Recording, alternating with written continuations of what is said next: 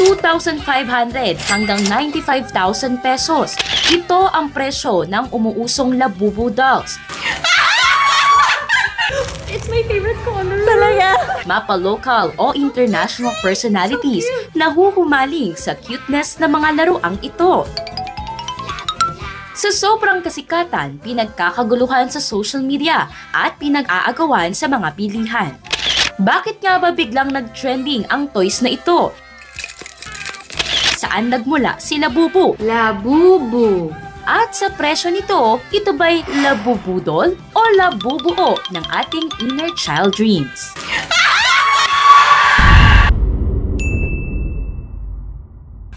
Isa sa mga nahook sa Labubu fever ang art toy collector na si Mary. Iba yung joy niya. Kasi I find personal connection with my collection. Mahigit 40 Labubu dolls na raw ang koleksyon ni Mary. Ito po yung aking bag. So, yan. So, andito po yung aking mga baby Labubus. Ang isa sa pinakamahal niyang Labubu ay ang limited edition na si Mega Labubu 1000% Sketch. Mahirap siyang bilhin kasi mahirap din siyang hanapin. And medyo mahal din po kasi siya. So, limited lang yung nilabas nila all over the world. So, hard to find talaga siya. Ang presyo nito, tumataginting na 95,000 pesos. Pero ang pinakapaborito raw niya ay ang pinag-aagawan din na 22 inches na si Zimomo. Siya yung pinakamalaki dun sa mga doll na plushie, na huggable. So, yon, masarap siyang yakapin. Ultimo damit, winning with Labubu. Pero ang tanong, magkano na kaya ang kabuuan ng kanyang nagastos? Siguro it's safe to say, nasa 6 digits na po siya lahat. Pero sino nga ba si Labubu at saan ito nagmula? Ang Labubu ay isang karakter sa 2015 series na The Monsters. Isinulat at ginawa ito ng pop mart artist na si Kasing Lung na kalaunan ay naging collectible toys. Ito'y karaniwang may matutulis na ngipin at malakunehong tainga. May iba't ibang kulay at disenyo na binibihisan pa. Sa collections ni Mary, mayroon din siyang ibang karakter mula sa The Monsters, katulad ni Tay Coco, isang bungo na karaniwang may sombrero. Mayroon din siyang iba't ibang bag at sombrero na Labubu theme. Dahil sa sobrang pagkahilig sa Labubu, ginawa niya rin dekorasyon nito sa kanyang Christmas tree. Ang ginawa ko po, dinamitan ko silang lahat. Tapos, nag-isip din po ako ng team, kung ano yung team na babagay sa kanila. So, bumagay po sa kanila kasi yung candy team.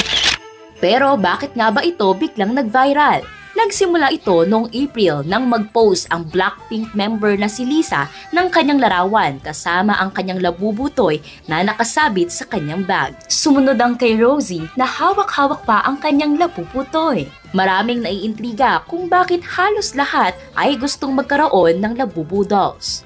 It's not only a fad, pero pwedeng sabihin mo na it can be an investment for some, especially yung mga may business acumen na, ay ano to, pag nakakuha tayo ng ganito, pwede nating ibenta kasi mamumuhunan tayo, di ba, yung mga tipong ganon. Pag nakikita nila tong Labubu, actually binibilang nila. So parang ang basis nila, uy, ang yaman mo naman. Ang mahal nung ang mahal nung Labubu mo, ang mahal nung collection mo.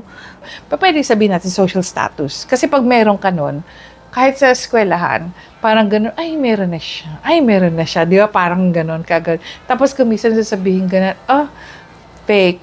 Yung mag-aanohan pa, nag-iiringan pa kung fake o hindi. Pero just the same, para magkaroon ka, regardless kung fake siya or original, parang you're in. Sometimes kasi nagiging peer pressure siya. Ba't wala ka pang Labubu? Ba't wala ka pang ganito?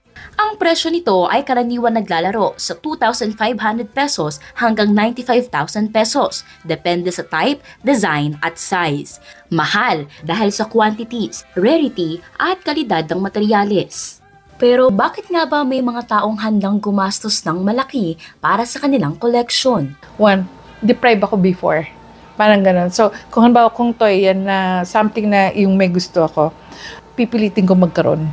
Pangalawa, kahit na gano'n siya kamahal, pero kung gusto mo, marirelease yung tension kasi it releases possible tension.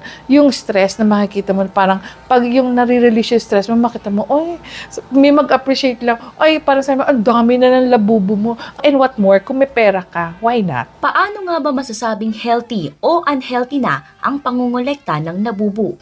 Unang-una, pag sinabi mong healthy, what if kung ang pinupunto dito, yung sinasabi na natin, magiging business-minded ako? Dahil kasi yung value appreciation nitong product nito, kaya ako siya binibili para kasi pag tumaas yung presyo niya, benta. So, sa akin, return of investment. Pangalawa, pwedeng sabihin ko na ito ay sabihin natin psychologically healthy kasi kung isang piraso lang siya and then nakita ko na kahit papaano, yun yung nagbo-boost ng confidence ko, ng self-esteem ko. So, nakikita ko yung self ko sa labubu. Yung iba nagtatanong, bakit mo sila gusto? Ang laki ng mata nila, ang tulis ng ngipin nila, tapos ang laki ng paa. Dito po kasi sa labubu, you will find beauty in imperfection. So, sabi ko, I failed as a Disney princess, so labubu na lang ako. Third, kung sasabihin mo, what if ako yung dati isolating person ako, pero because of Labubu dolls, I was able to connect to a lot of people and then nagkaroon ako ng mga friends. Now, unhealthy, syempre, unang-una, if you spend more than what you have, unhealthy na yon. Second, if it comes a point na pag hindi mo nabili yung gusto mo, magkakaroon ka ng depression or magkakaroon ka ng anxiety. Gentle reminder, siguro, you know when to stop. Because if you know when to stop, you know na I am collecting for reasons na dapat kailangan may rason kayo kung bakit kayo nagko-kolekta. Para sa iba, ang labubu at mga mamahaling collectible figure ay tila isang simpleng luho o isang budol lamang na nagdudulot ng pagsisisi. Ngunit para sa mga kolektor, ito'y higit pa sa mga material na bagay. Ito'y nagiging simbolo ng kanilang kaligayahan, isang pagpapahayag ng kanilang pagkatao at isang paraan ng pagkakaroon ng kumpiyansa sa sarili. Sa kabila ng kasikatan, ang tunay na halaga ng labubu ay hindi nasusukat sa presyo, kundi sa mga kwentong dala nito, mga kwentong puno ng saya, pag-asa, at nostalgia. Para sa iba pang content tulad nito, mag-follow at mag-subscribe sa social media pages ng News 5. Ako si Nicole Chotico, News 5 Digital.